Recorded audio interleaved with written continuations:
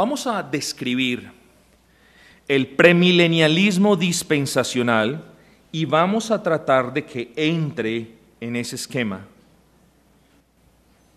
Vamos a medirlo a la luz, vamos a mirarlo a la luz de este esquema, vamos a medirlo con la regla de este esquema y vamos a ver si lo podemos encajar allí.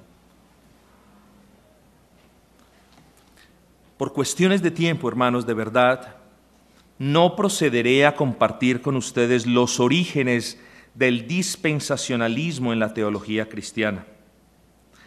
Aparte de decir que este sistema escatológico, yo quiero que usted, hermano, si usted es dispensacionalista, si usted cree en el rapto secreto, en todas estas cuestiones que vamos a describir en un momento, y todos en alguna parte de nuestro tiempo, quizás lo creímos, los que venimos de ese trasfondo carismático, si usted en verdad abraza esta doctrina extraña y ajena a la Escritura, lo digo con respeto, yo lo insto, le exhorto en el Señor a que usted investigue un poquito acerca de los orígenes de ese sistema escatológico en el que usted cree, porque ese sistema escatológico es una novedad doctrinal y quiero que esto no lo asuste, más bien que esto lo incentive a estudiar también la historia de esta doctrina, el origen y el desarrollo, porque, querido hermano, el premilenialismo dispensacional no tiene su origen en la Escritura, sino que yace en la secta jesuita del catolicismo romano. Fueron los jesuitas del catolicismo romano los que se movieron a formular este tipo de doctrinas. Este sistema escatológico conocido como premilenialismo dispensacional ofrece la cronología escatológica más compleja, y escúcheme usted esto, y en mi opinión, la única cronología escatológica que es total. En las otras hemos estado de acuerdo con algo, pero en esta estamos de acuerdo con poco o casi nada, y por eso, en mis palabras, esta es la única cronología escatológica, escuche, que es total y absolutamente insostenible a la luz de la palabra. Y sin temor y sin pudor, yo catalogaría la postura premilenialista dispensacional como antibíblica y, si ustedes me permiten, incluso como herética. Ya no estamos hablando de un error, estamos hablando de la perpetuación de un error que se ha convertido para mí en herejía. Irónicamente, esta es la postura escatológica más popular en los círculos carismáticos y pentecostales, y por ende es importante que al menos sepamos cuáles son los elementos más importantes de esta escatología. En primera instancia,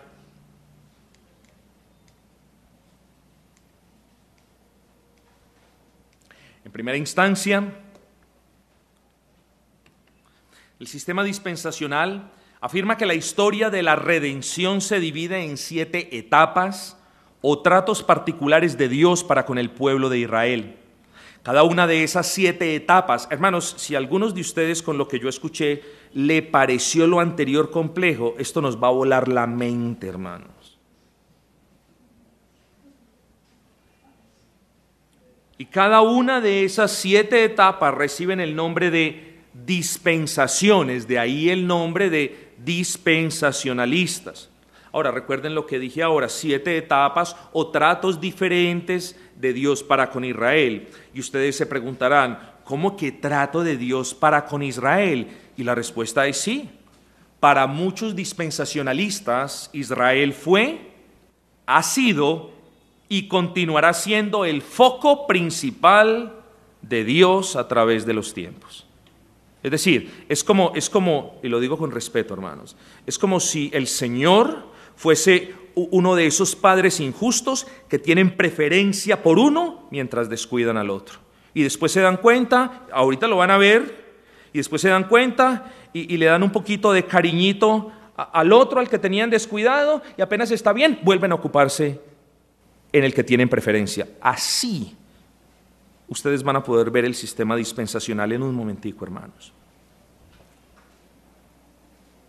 Ustedes han escuchado esa expresión, Israel es el reloj escatológico de Dios. Es decir, lo que suceda en Israel le va a decir a Dios cuándo hacer y cuándo no hacer. Una locura. Como si el decreto de Dios tuviese que esperar que en Israel pasaran ciertas cosas. Como si el Señor girara en torno a Israel y no el universo entero en torno al señorío de Cristo. Muchos de los adherentes a este extraño sistema afirman sin pudor, escuchen, que la iglesia es un accidente providencial del Señor. Y lo vuelvo a poner de una manera muy, muy gráfica y alegórica, espero que no ofenda a nadie. Si lo ofendí, hermano, por favor acérquese, de verdad no es mi intención, le pido perdón de antemano y seguro reconsideraré la manera como me expreso. Pero de nuevo lo digo con mucho respeto, es como cuando un hombre y una mujer tienen un hijo y luego continúan en el vínculo del matrimonio y tienen otro hijo y dicen, este fue un accidente. ¿Qué es eso? ¿Un accidente? Bueno, muchos premilenialistas dispensacionales se refieren a la iglesia como un accidente providencial que tuvo Dios al ver que Israel desechó al Mesías. Es decir, como Israel desechó al Mesías, entonces los voy a provocar a celos, me voy a ocupar de la iglesia, pero solamente por un tiempo, ya regreso. Eso puede sonar chistoso, pero eso es en realidad lo que ellos creen. De ahí que muchos círculos que simpatizan con la escatología dispensacional hablen de esta era como el paréntesis de la iglesia. Ellos dicen que la iglesia es un misterio que nunca fue profetizado en el Antiguo Testamento. ¿Usted se imagina eso? Es decir, para el premilenialista dispensacional, el Antiguo Testamento no te dice nada acerca de la iglesia. Nada es nada. ¿Por qué? Porque ellos dicen, el misterio de la iglesia nunca fue profetizado en el Antiguo Testamento. Yo le digo, ¿tú me vas a decir que los profetas no hablaron del pueblo electo de Dios? ¿Tú me vas a decir eso? Ellos te lo ponen de cualquier manera, pero ellos niegan que la profecía del Antiguo Testamento se relacionó de manera alguna con la iglesia y mucho menos la preveyó en el programa de Dios. Ellos dicen que la iglesia es ese misterio nunca profetizado en el Antiguo Testamento. Ellos hablan de paréntesis porque es como si el Señor hubiera dejado el plan salvífico de Israel en pausa. Tú le colocas pausa a algo, te ocupas de otra cuestión y cuando estás listo, vuelves y le hundes el botón de play. Ellos hablan de ese paréntesis de la iglesia porque parece que el Señor detuvo por un tiempo su foco en Israel, se enfocó en los judíos y gentiles que creyeron para posteriormente luego ocuparse plenamente de los judíos. Ellos entonces le llaman a esto el paréntesis de la iglesia. Este paréntesis de la gracia o de la iglesia, como otros lo llaman, se extiende desde Pentecostés hasta la segunda etapa, volvemos, segunda etapa de la parusía de Cristo. O sea, ya Cristo no viene en un instante, como dice Primera de Tesalonicenses, sino que ya Cristo viene en 2 etapas. Y esto se va a poner mejor. Y digo segunda etapa de la venida del Señor, porque para reconciliar sus propias ideas con la Escritura, ellos argumentan que la parusía o segunda venida del Señor sucede en 2 etapas. La primera etapa es invisible y la segunda es visible. ¿Qué es eso de una primera etapa invisible? Sí, mis hermanos, como lo escuchan. Ellos dicen que Cristo viene de manera secreta para efectuar el rapto secreto y luego, 7 años más tarde, de manera visible para luchar el Armagedón y establecer el reinado milenial. Este rapto secreto será procedido, según muchos de ellos, por las siguientes señales. el restablecimiento de la nación de Israel, el resurgimiento del Imperio Romano y la supuesta invasión de los árabes y los rusos a Israel. Dice, cuando sucedan estas cosas, el rapto secreto será inminente. Ya les moví aquellos donde se la pasaban viendo en el YouTube aquel personaje que hablaba más de los árabes y de los rusos que de la palabra del Señor, ¿se acuerdan? Sí, porque este personaje es muy conocido, y es el que decía: el Señor me reveló y me ha dicho los tiempos, pero no se los puedo decir a ustedes, decía. Ahora, cuando ocurra el rapto secreto de la iglesia, y hermanos, excúsenme, lo que sigue para mí es una locura. La iglesia estará en el cielo durante los 7 años que dura la tribulación y la gran tribulación. Allí los justos serán juzgados ante el tribunal de Cristo. Allí los justos disfrutarán las bodas del Cordero, y mientras tanto en la tierra, caos total, ya que el anticristo reinará. Al final de esos 7 años, el Señor regresará para librar la batalla de Armagedón. La victoria del Señor en esa batalla cierra el periodo de la gran tribulación y abre ahora sí la dispensación milenial. Según ellos, en este milenio Dios retomará su trato. Ya se cerró, recuerdan, se abrió un paréntesis cuando Israel rechazó al Mesías, se abrió un paréntesis, comenzó a ser la era de la gracia o el paréntesis de la iglesia, y al final, después de todo eso, el paréntesis se cierra. Se instaura el milenio y de nuevo el centro, el foco del Señor, según ellos, de nuevo es Israel. Israel será establecida, como lo dijimos anteriormente, y con Israel todo el antiguo sistema ceremonial de sacerdotes, ofrendas y sacrificios y leyes. Es decir, todo el sistema o toda la ley ceremonial será restablecida. Al final de ese milenio, de nuevo, Satanás será liberado y habrá una rebelión en contra del reino de Cristo. De nuevo, la rebelión será aplastada por el Señor y Satanás será arrojado al lago de fuego. Los incrédulos, segunda resurrección, serán resucitados y llevados ante el gran trono blanco para ser luego juzgados y arrojados al lago de fuego. En este punto comenzará el estado eterno. ¿Recuerdan ustedes la sencillez del esquema bíblico de los tiempos que estudiamos al final de las ponencias de ayer y que repasamos en la anterior? Bueno, este es el sistema básico, este es el modelo. Yo quiero que ustedes miren por un instante la línea de tiempo escatológica del premilenialismo dispensacional. Si usted me puede leer las flechas, las direcciones, los paréntesis, las demás cuestiones, aquí hay una línea, aquí hay otra que va más allá. Para mí, hermanos, esto es lo que nos han enseñado y por eso muchos de nosotros hemos decidido darle la espalda al estudio de la escatología y simplemente tragarnos entero lo que nos han enseñado. Y el precio que hemos pagado es que hemos abrazado una doctrina que no es bíblica. Procedamos ahora a trazar la línea de tiempo de este sistema de la misma manera como lo hicimos con las otras perspectivas escatológicas. Por cuestiones de tiempo construiré la línea de tiempo dispensacionalista, solo tomando en cuenta sus 2 últimas dispensaciones. Hermanos, aquí vemos la creación y este periodo de tiempo entre la creación y el ministerio del Señor Jesucristo, es decir, su nacimiento, vida, ministerio, muerte y resurrección. En este periodo hay 5 dispensaciones, dicen ellos. Entre la creación y la caída, la dispensación de la inocencia. Entre la caída y el diluvio, la de la conciencia. Entre el diluvio y Babel, la del gobierno humano entre Babel y el Sinaí. La de la promesa, y del Sinaí hasta Cristo, la dispensación de la ley. ¿Cuántas dispensaciones les dije que ellos creían que existen? 7. Por eso les acabo de decir, por cuestiones de tiempo nos vamos a enfocar solo en las últimas 2.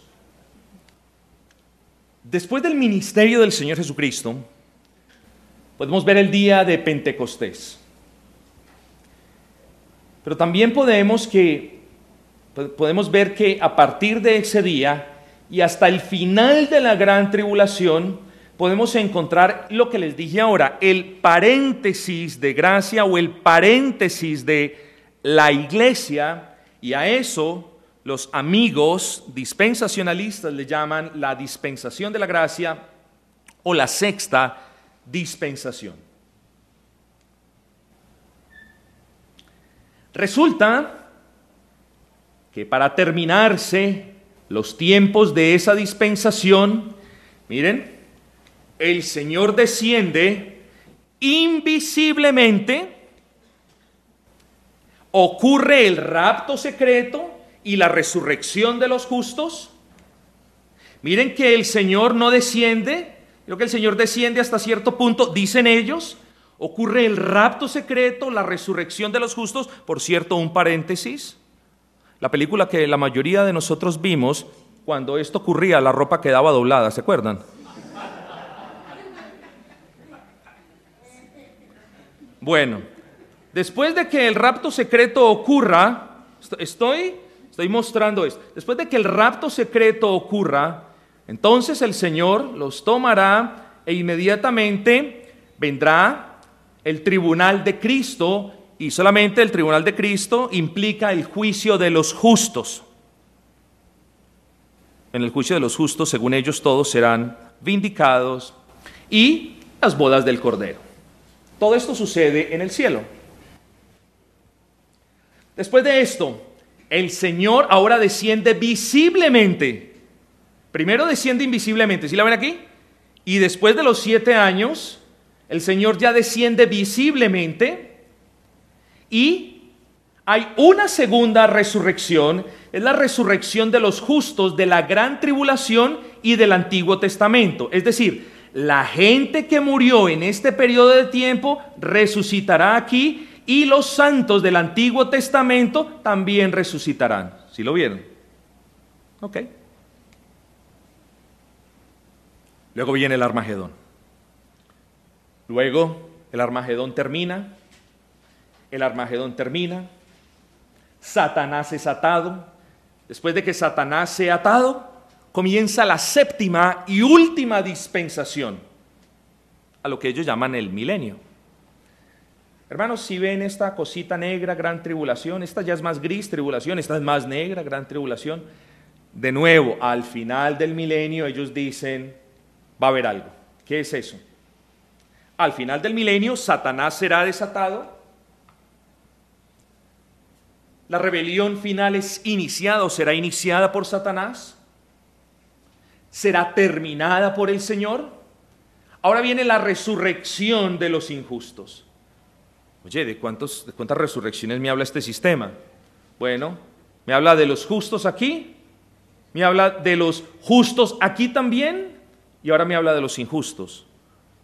Hermano, algunos de ellos son muy valientes, muy osados, al sacar 3 resurrecciones de donde solamente hay una, hermanos. Ahorita lo vimos, una resurrección hay, donde los justos saldrán a resurrección de vida y los injustos a resurrección de condenación. Eso es lo que dice la Escritura, eso los labios mismos de Cristo lo pronunciaron. Aquí hay 3 resurrecciones, 1, 2 y 3. Después de la resurrección de los injustos, el juicio en el gran trono blanco, por cierto, un juicio solo de los injustos. Y después de esto, el futuro eterno, los cielos nuevos y la tierra nueva, por supuesto, para los justos. Vamos a hacer una crítica de este premilenialismo dispensacional. Muy por la superficie, quisiera recordarle a esta amable audiencia que, basados en todo lo que hemos visto hasta este punto, existen 2 elementos del dispensacionalismo que van en total contradicción de la escatología clara y sencilla que nos provee el Nuevo Testamento. Estos 2 elementos son, primero, la venida del Señor en 2 etapas, una aquí, la otra aquí. Y segundo, el rapto secreto de la iglesia. En lo que respecta al primer punto, la Escritura es clara. La parusía o el regreso de Cristo es un acontecimiento público y único, es decir, el regreso de nuestro Señor es un hito escatológico que será apreciado de manera pública. Y es bueno recordar que la parusía de la que nos habla la Biblia es descrita virtualmente de manera idéntica tanto por el Señor Jesucristo en Mateo 24:30 como por el apóstol Pablo en Primera de Tesalonicenses capítulo 4. En el pasaje de Mateo, el Señor Jesucristo dice que cuando Él venga, su voz de mando será como de trompeta. Pablo corrobora lo anterior afirmando que el Señor descenderá y su voz será como trompeta de Dios. Si hay algo claro en la escatología del Nuevo Testamento es esto: la parusía no sucederá en dos etapas. Es un acto irrepetible e insistimos de manera vehemente, es sobre todas las cosas un acto público. Este acto público contrasta con las complejas enseñanzas del premilenialismo dispensacional, que no solo dice que el Señor vendrá en dos etapas, como lo hemos afirmado, sino que la primera etapa, dicen ellos, es secreta y no tiene como intención el juicio. Esto es muy importante, porque ellos dicen, en esta etapa no tienen como intención el juicio. Pero no probamos ayer, casi en 4 versículos, que la parusía se tiene que correlacionar con el día del juicio final. Eso lo probamos ayer. ¿Qué dice la Escritura? Hechos 17:31. Por cuanto ha establecido un día en el que juzgará a algunos con justicia, al mundo con justicia. ¿Qué dice Romanos 2:16? En el día en que Dios juzgará por Jesucristo los secretos de los hombres. Está hablando generalmente de todos los hombres. Segunda de Timoteo 4:1. Te encarezco delante de Dios y del Señor Jesucristo, que juzgará a los vivos y a los muertos, es decir, a todos en su manifestación y su reino. Así que, hermanos, la evidencia bíblica es contundente y no admite en este aspecto segundas interpretaciones. Fíjese usted lo que dijimos ahora. La interpretación del milenio no tiene que ser literal. No tiene, o sea, admite otras interpretaciones y a la final se tiene que llegar a la misma conclusión. Pero, estimados hermanos, estas cosas sencillas no admiten segundas interpretaciones. Bien, deben saber que el rapto secreto es un punto esencial del dispensacionalismo. Este rapto secreto es también una enseñanza absolutamente ajena a la Escritura, sin precedentes en la historia del cristianismo, como ya se los dije, y sobre todo el punto de atracción más grande de este sistema, debido al sensacionalismo promocionado en novelas, series y películas de cine. ¿Pero qué es el rapto secreto? El rapto secreto es la idea única de los premilenialistas dispensacionales que creen que el día menos pensados, 2 estarán en el campo, uno será tomado y el otro será dejado. 2 mujeres estarán moliendo en un molino, la una será tomada y la otra será dejada. Ellos creen que el día menos pensado y a la hora menos esperada, el Señor vendrá como ladrón en la noche y raptará de manera secreta a su pueblo. Pero esta conclusión a la que ellos llegan no es otra cosa que el producto de una pésima interpretación bíblica. Déjeme se lo pruebo. Primero, cuando la Escritura dice que el Señor vendrá como ladrón en la noche, la Escritura no se refiere a que el Señor vendrá y nadie se dará cuenta, sino al carácter inesperado de su venida. Es decir, así como pocos esperan al ladrón en la noche, así tampoco muchos estarán esperando la venida del Señor. Entonces, eso del ladrón en la noche no significa de que venga, meta y se va y nadie se dio cuenta. No, significa el carácter inesperado, vendrá cuando el mundo no lo espere. Y segundo, es una muy mala interpretación bíblica del pasaje, 2 estarán en el campo, uno será tomado y el otro será dejado, etc. Porque este pasaje está justo en el contexto del instante de la parusía y no admite que se ponga ni antes ni después. O sea, este pasaje está en el contexto de la parusía y no admite que se ponga ni antes ni después. ¿Quiénes son del versículo que hemos leído, quiénes son los que serán tomados y quiénes son los que serán dejados en este pasaje de Mateo 24. Sencillo. El día que el Señor se manifieste en su gloria, los que serán tomados para estar con Él para siempre, ¿quiénes son? Los justos. ¿Y quiénes son los que van a ser dejados? Los injustos. Ellos no van a ser llevados a las nubes para que estén con Cristo para siempre, como nos dice Primera de Tesalonicenses 4. Así que no hay ningún indicio, hermanos, estoy arañando la superficie de esto. No hay ningún indicio en el Nuevo Testamento que sustente ni que el Señor viene en dos etapas, 1 y 2, ni que el Señor viene en dos etapas, ni que hay dos o más resurrecciones, ellos dicen 1, 2 y 3, ni que existe un rapto secreto de la iglesia. Otro de los errores del premilenialismo dispensacional es su interpretación hiperliteralista de la profecía bíblica, y en especial del libro de Apocalipsis, que vale la pena resaltar. Es un libro con bastante lenguaje figurado y abundancia de simbolismo. Pero yo les quiero explicar esto un poquito más en detalle, porque uno de los, entre comillas, pecados, de los errores de este sistema es el hiperliteralismo, es decir, tenemos que interpretar las profecías bíblicas literales, no admiten nada. ¿Será así? Vamos a ver. Para probar el punto, se podrían citar decenas. Yo los tuve, hermano, y cuando me di cuenta de que la ponencia entera me salió casi el doble de lo que la tengo en este momento, me tocó borrar cualquier cantidad de cosas. Pero yo les voy a resumir esto brevemente. Deuteronomio 7:9. Conoce pues que Jehová tu Dios es Dios, Dios fiel, que guarda el pacto y la misericordia a los que aman y guardan sus mandamientos hasta 1000 generaciones.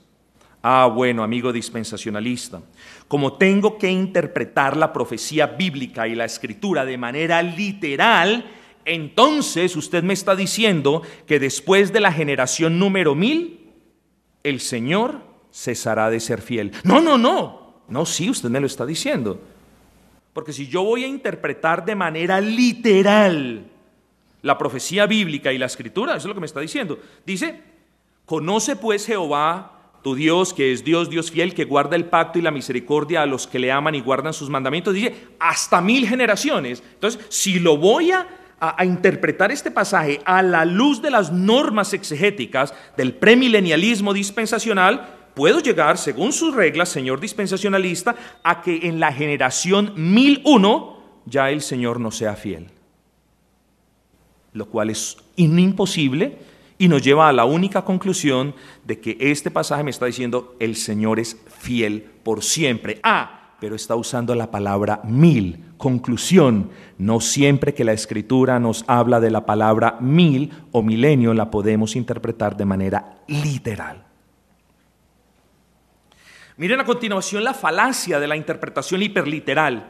Si, como dicen los premilenialistas dispensacionales, la profecía tiene que interpretarse de manera literal, ¿qué hacen ellos con esta profecía que habla del crecimiento de la iglesia del Señor?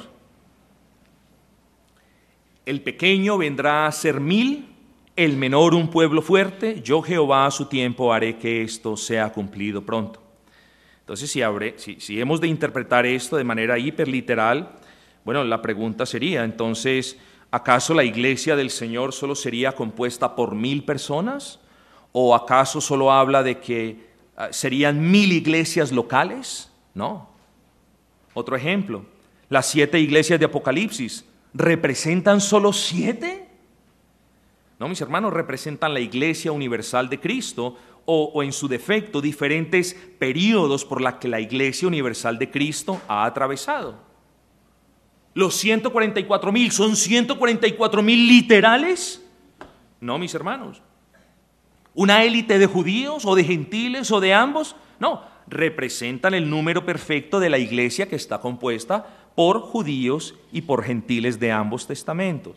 Conclusión, Apocalipsis 20 no hace referencia necesariamente a 1000 años literales, sino a una era o a un largo periodo de tiempo. Pero hay mucho más que podemos decir de este tristemente célebre sistema escatológico. Por ejemplo, ¿cómo puede ser posible que creyentes glorificados luego desciendan a un mundo caído para luchar creyentes glorificados en cuerpo y alma, para luchar una batalla, abro comillas, como dice alguien, con tanques, con demonios, con sufrimiento, con gases tóxicos, con aviones de combate, con dolor, con Satanás, con la suciedad, con hambre, con espíritu, con ángel, con balas y con personas comunes y corrientes.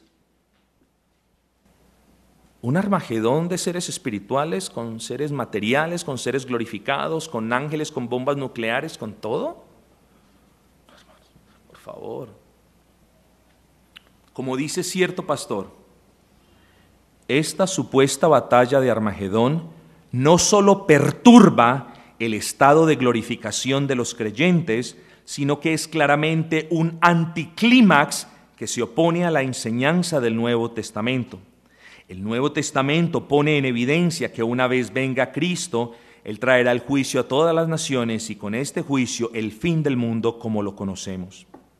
Dicho esto, la postura premilenialista dispensacional no debe ser considerada como una postura escatológica y confiable a la luz de la Escritura, pues en lugar de interpretar los pasajes complicados a la luz de los claros y en lugar de interpretar el Antiguo Testamento a la luz del Nuevo, el sistema escatológico del dispensacionalismo llega a conclusiones altamente cuestionables y claramente incompatibles con el esquema escatológico de los tiempos que hemos considerado a lo largo de esta ponencia.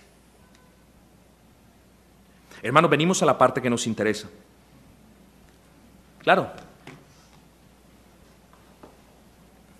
la pregunta de siempre, o la anécdota de siempre.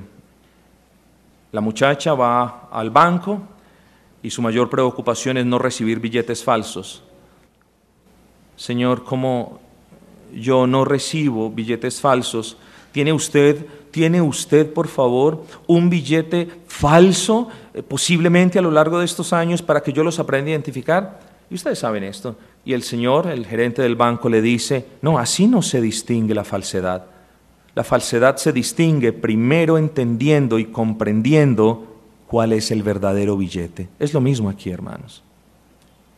Es necesario que a partir de este momento sí prestemos, yo sé que estamos cansados ya, prestemos tanta atención como nos sea posible, porque ahora sí ya nos embarcamos en la verdad, en el sistema bíblico. Así que, hermanos, tenemos una línea de tiempo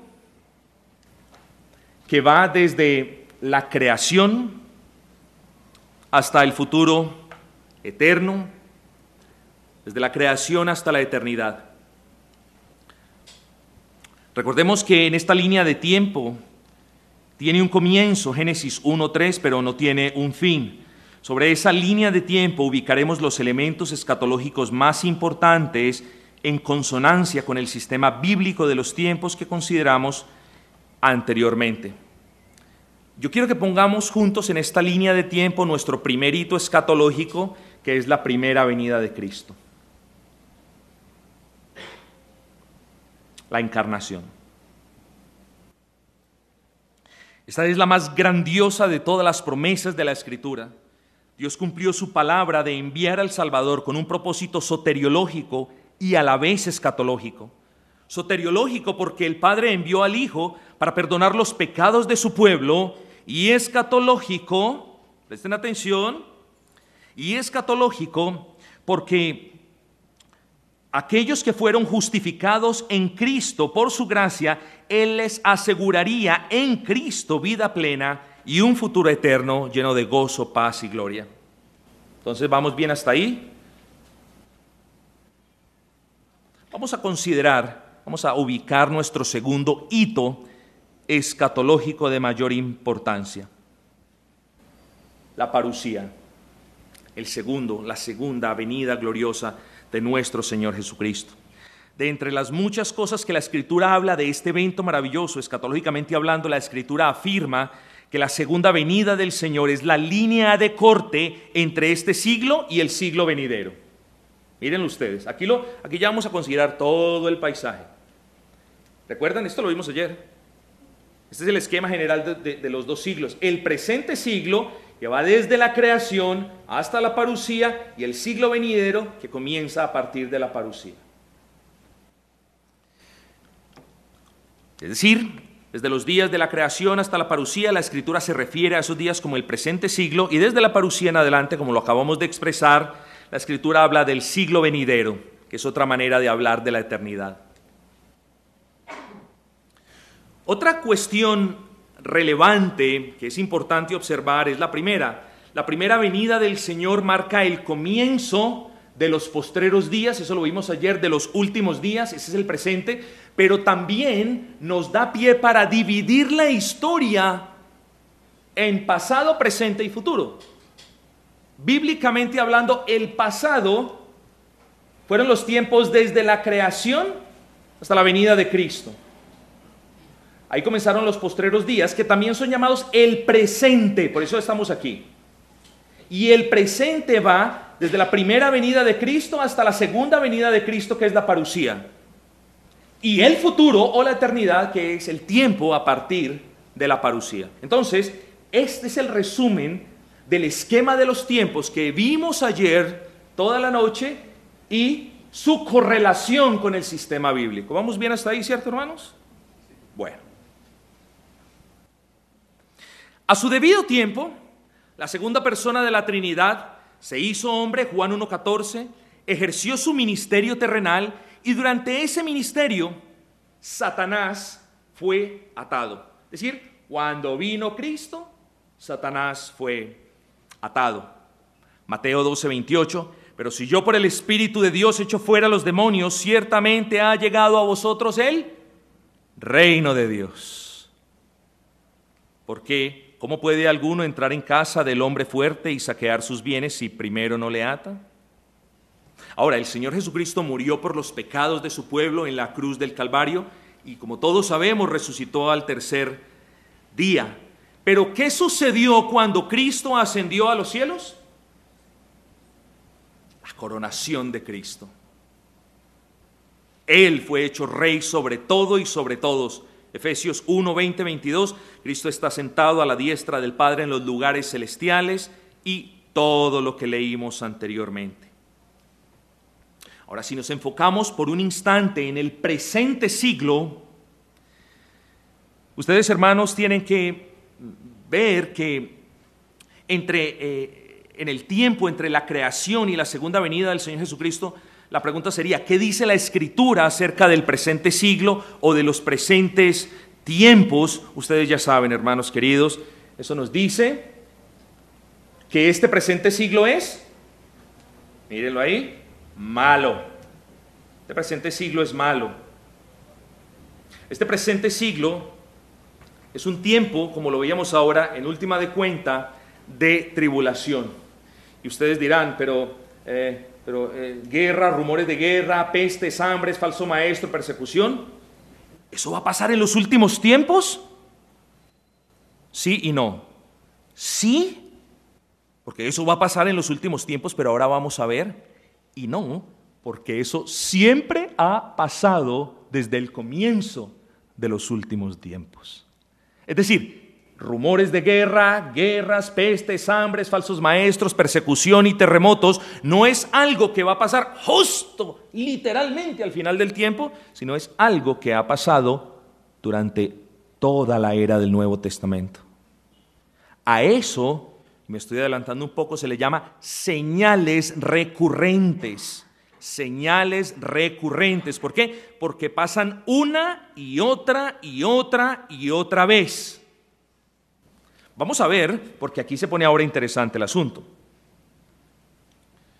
Hermanos, cuando hablamos de este siglo malo, repito, no me pueden malinterpretar, porque este siglo se caracteriza por ser la era de la iglesia. El avance del evangelio es una realidad. La iglesia sigue creyendo. Hay multitud de verdaderas conversiones y las ha habido desde Pentecostés y el evangelio es predicado a todas las naciones. Sin embargo, sigue siendo un siglo malo.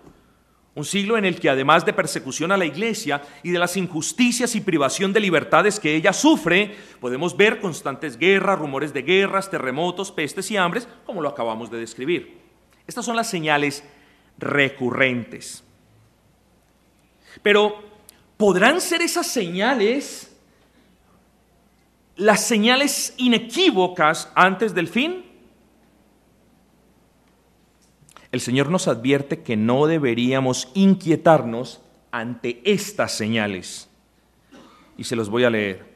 Y oiréis de guerra, de rumores de guerra, pero mirad que no os turbéis, porque es necesario que esto acontezca. ¿Y qué dice luego? Pero aún no es el fin. Entonces, cuando pasen estas cosas, no digan, llegó el fin, llegó el fin. No, aún no es el fin. Esto se va a agudizar. Así que estemos siempre pendientes, hermanos, pero no nos alarmemos, porque este siglo malo siempre se ha caracterizado por esos elementos que ya describimos. Por eso, a pesar de que la iglesia es una iglesia que avanza y que triunfa sobre el mundo, no podemos negar la realidad del presente siglo malo en el que vivimos. Ahora, al final, por aquí, al final de ese siglo malo, vendrán días como nunca antes lo ha visto la raza humana. A ese periodo, al final de estos tiempos, periodo que nunca se ha visto en toda la historia de la humanidad, la Escritura le da el nombre de, si esta es la tribulación, la Escritura le da el nombre de gran tribulación. Entonces, la Escritura le da el nombre de gran tribulación, y gran tribulación es esa última era, es esa última parte de este siglo malo. ¿Qué caracteriza esa gran tribulación? Se caracteriza porque el anticristo se manifestará abierta y descaradamente, porque la persecución a la iglesia se incrementará, y aquí viene la clave, porque todas estas señales se multiplicarán cual nunca antes se ha visto en la historia de la tierra. Entonces, cuando estas señales recurrentes empiecen a suceder más a menudo de lo que hasta ahora han pasado, ya nosotros podemos decir, wow, se está acercando el fin. Pero de guerras y de rumores de guerra siempre han existido toda la historia de la raza humana. De terremotos siempre han existido. El Señor Jesús dice, es necesario que esto ocurra. Solamente que al final de los tiempos, ese periodo de tribulación se aumentará, se magnificará, y por eso se llama periodo de la gran tribulación. Y una de las características principales es que las señales recurrentes se aumentarán hasta el punto en que sea insoportable vivir. ¿Cuándo? Antes de la parucía y del juicio final, como lo dice el mismo Señor Jesucristo. Ahora, hermanos, pensemos en estas señales recurrentes como dolores de parto. Pensemos en ella como dolores de parto. La mujer, cuando está encinta, tiene dolores de parto. Pero, ¿qué le marca? ¿Cuál es la señal que le indica a la mujer? Amor, para el hospital ya. Que ya esas contracciones, que ya esos dolores se vuelven incesantes e insoportables. ¿No es así? Es así, señoras. Es lo mismo con el periodo de la tribulación y de la gran tribulación. Las señales recurrentes son dolores de parto, y justo al final, antes de tener el hijo, esos dolores de parto se volverán insoportables. Eso es una buena analogía para que nosotros tengamos en cuenta el final del tiempo. Lo que les quiero decir, hermanos, es que esas señales recurrentes se agudizarán, y entonces será evidente para nosotros que el fin es inminente. Ahora, ¿con qué comienza el tiempo de la gran tribulación? ¿Con qué comienza el tiempo de la gran tribulación? La gran tribulación coincide, con el desatamiento de Satanás por un brevísimo periodo de tiempo, Apocalipsis 23. Y después de los 1000 años, Satanás debe ser desatado por un poco de tiempo. ¿Sí lo ven? Entonces, aquí es atado, aquí es desatado. Y cuando Satanás es desatado, entonces comienza la gran tribulación con la manifestación de lo que acabamos de decir. Una vez desatado Satanás, él aprovechará el poco periodo de tiempo que él sabe que él tiene y asolará a la iglesia. La perseguirá por todos los medios que Dios le permita usar, pero en especial por medio del anticristo, también conocido como el hombre sin ley o el hombre de maldad. El anticristo será un hombre que odiará a Dios, a su iglesia, y que también querrá destruirla. Y si bien en la historia de la iglesia han existido muchos anticristos, en el periodo de la gran tribulación, que es justo el periodo final de esta era, aparecerá el anticristo personal, ya no institucional, ya no el catolicismo romano, sino que aparecerá, o sus papas a lo largo del catolicismo romano, sino que aparecerá el anticristo personal, ya no institucional, repito, haciendo referencia al catolicismo romano, sino personal, y él querrá reinar sobre la iglesia de Dios. Este hombre sin ley influenciará a muchas iglesias, hará tropezar a otras, y muchos profesantes que jamás recibieron la gracia de Dios apostatarán de manera descarada y abierta en pos de él. Este periodo de gran tribulación es por ende igual el periodo de gran ¿qué? Apostasía. ¿Qué viene a continuación? Bueno, ahí ya tienen la respuesta. El reinado milenial no comienza ni aquí. El reinado milenial comienza con la resurrección de Cristo. Es decir, Cristo desde los cielos reina con los santos sobre su iglesia en la tierra. Claro, de manera universal, global y absoluta, pero de manera particular, claro, sobre y especialmente sobre nosotros, su iglesia. Entonces, todo el tiempo entre la primera venida de Cristo y la segunda venida o parusía es lo que la Biblia llama milenio. Señores, estamos en el milenio. Por eso, la postura bíblica se llama amilenial, no de que no haya milenio, sino de que ya Cristo inauguró su reino milenial. ¿Qué sucede al final entonces? Ocurren señales en los cielos, el Señor aparece, ese es el fin de la gran tribulación, la muerte del anticristo. Sucede la resurrección de los justos e injustos, el arrebatamiento de los justos, volvemos e insistimos, con los suyos y por los suyos. Hermanos, la Escritura dice que inmediatamente después de la tribulación, mire, inmediatamente después de este periodo de gran tribulación, dice, el sol se oscurecerá y la luna no dará su resplandor y las estrellas caerán del cielo y las potencias de los cielos serán conmovidas. Entonces aparecerá la señal del Hijo del Hombre.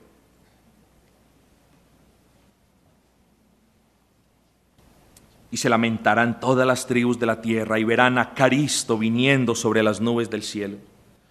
Hermanos, el Señor Jesucristo vendrá en poder y en gloria, y su venida de los cielos es ilustrada por Pablo, quien además dice que su voz será escuchada y nadie podrá no saber que Cristo regresó. Dice, con voz de mando, con voz de arcángel, con trompeta de Dios descenderá del cielo.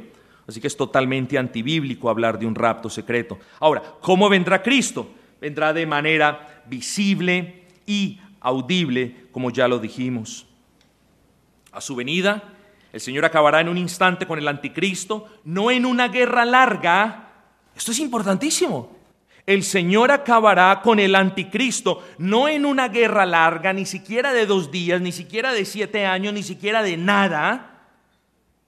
¿Pero por qué, pastor? Usted tiene que tener algo que me pruebe en la Escritura que eso es cierto. Claro. Segunda de Tesalonicenses, capítulo 2, versículo 8 dice, y entonces se manifestará aquel inicuo. ¿A quién está haciendo referencia? Al anticristo. Dice, a quien el Señor matará con el espíritu de su boca y destruirá con el resplandor de su venida. ¿Cuántos años se tarda? ¿1000? ¿7?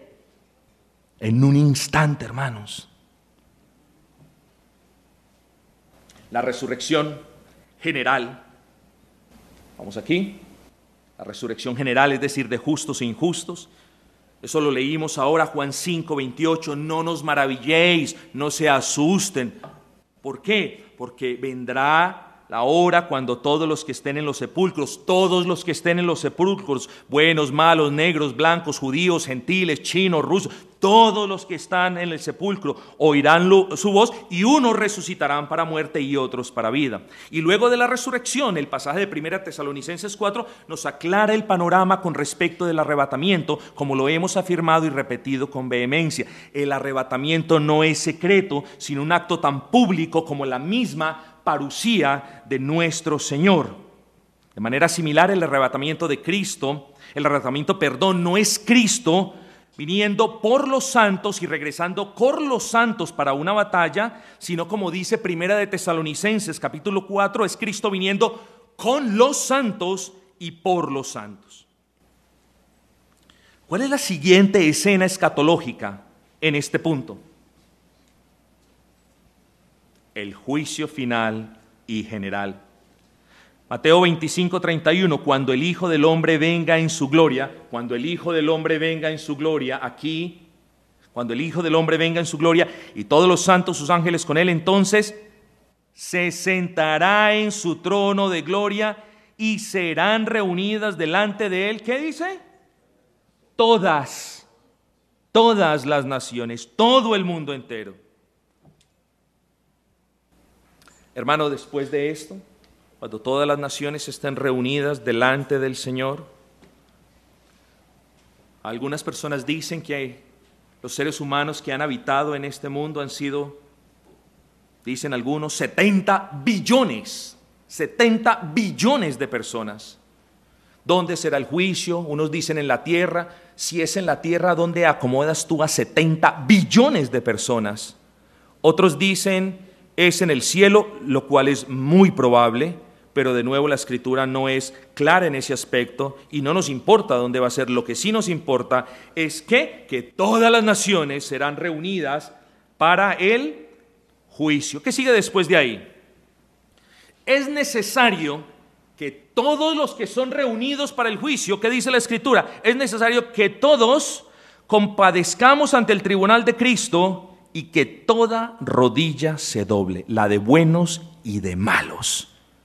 Porque sería una violación a la vindicación de la justicia de Cristo si solamente se doblan las rodillas de los justos. No, ese día los injustos doblarán rodilla delante del Cristo a quien negaron cuando estaban vivos. Es necesario que se junten todos, hermanos, y que todos doblemos, y todos vamos a doblar rodilla. Y nosotros, quienes hemos confesado a Cristo en vida por la gracia de Dios, también los impíos se darán cuenta de que Él es el Cristo, de que Él era su esperanza, de que Él es Dios encarnado, y confesarán que Él es Dios. Y lo harán, como dice la Escritura, para la gloria de Dios Padre. Luego de que las naciones sean reunidas, de que toda rodilla se doble delante del señorío de Cristo, luego se abrirán los libros. Bueno, no tenemos tiempo para explicar los libros, pero se abrirán los libros y cada persona de la raza humana será juzgada de manera individual, como dice la Escritura, de acuerdo al fruto de sus obras. Una vez ocurra esto, el juez hará justicia a todas las personas y su sentencia sobre cada habitante será esta: a los justos de la derecha Dios les dirá: venid a mí, benditos de mi Padre. A los injustos de la izquierda les dirá: apartados de mí, malditos. Y he aquí el alcance del juicio. Los justos pasarán a heredar el reino del Padre y los cielos nuevos y la tierra nueva, mientras que los injustos irán al fuego eterno preparado para el diablo y sus ángeles.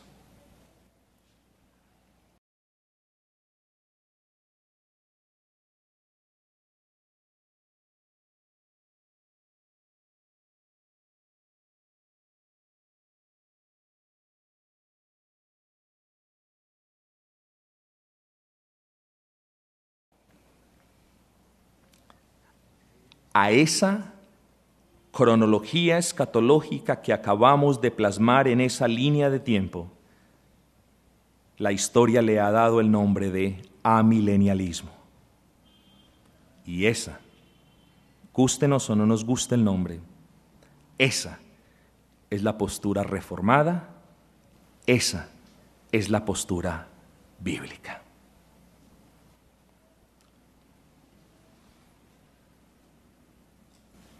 Hermanos, me muevo hacia el final. Amilenialismo, porque no hay ni habrá un milenio en el futuro en el que Cristo venga para reinar. El milenio ya comenzó con la primera venida de Cristo. El Rey se sentó en el trono después de su ascensión a los cielos. El soberano fue coronado y ahora ejerce su oficio regio reinando sobre su iglesia. El milenio de la Biblia es una realidad que estamos viviendo ahora, y el reinado de Cristo es una realidad bajo la que usted y yo estamos sujetos como creyentes. Esta postura bíblica que hemos explicado y a la que la historia le ha dado el nombre de amilenialismo es 1, sencilla; 2, se fundamenta en el esquema de los tiempos del Nuevo Testamento que hemos visto a lo largo de esta ponencia; 3, ha sido la postura escatológica que ha prevalecido en la Iglesia por gran parte de la historia; 4, es la postura que quedó plasmada en las grandes confesiones de fe histórica; 5, es la única postura que hace justicia a la interpretación del Antiguo Testamento a la luz del Nuevo; y 6, es la única postura escatológica que respeta las demás enseñanzas de la Escritura. Es decir, el amilenialismo no se contradice en su planteamiento, ni mucho menos contradice tan siquiera una sola de las doctrinas de la Biblia. Hermanos, si nos adherimos a la premisa de que debemos interpretar el Antiguo Testamento a la luz del Nuevo y de que los pasajes con más claridad al respecto de cierto asunto que debe preceder, concluimos que ninguno de los estudios que usted haga puede llegar a una conclusión diferente que contradiga este modelo. De nuevo, hermanos, ¿cree usted que la escatología es complicada? Espero, hermano, yo haberle probado, no lo es. Espero habérselo probado, o espero al menos haberlo inquietado para que usted se entregue a un estudio serio y juicioso de esta rama tan importante de la doctrina escritural. Entonces, hermanos, es mucho más lo que podemos decir. Ni siquiera terminé, mis amados hermanos, pero creo que he terminado de poner delante de ustedes.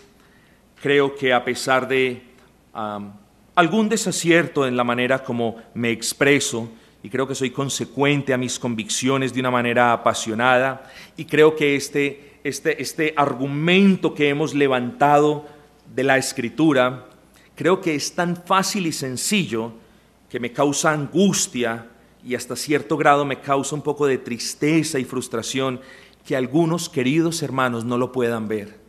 Me causa dolor personal, hermanos, que yo sé que tengo hermanos en Cristo que abrazan esquemas escatológicos que no se conforman a la Escritura, pero me duele, hermanos, que estos hermanos en Cristo, habiéndoles presentado las pruebas virtualmente de cada etapa, de cada hito, de cada trato del Señor, me duele que se persista en creer lo que simplemente no se puede demostrar en la Escritura.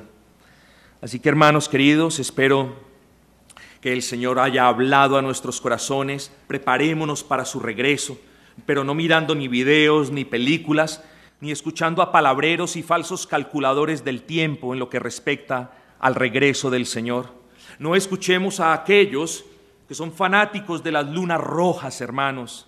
Esperemos al Señor en toda piedad, obediencia, disposición y temor, porque debemos recordar esto: Él vendrá cuando el mundo no lo esté esperando.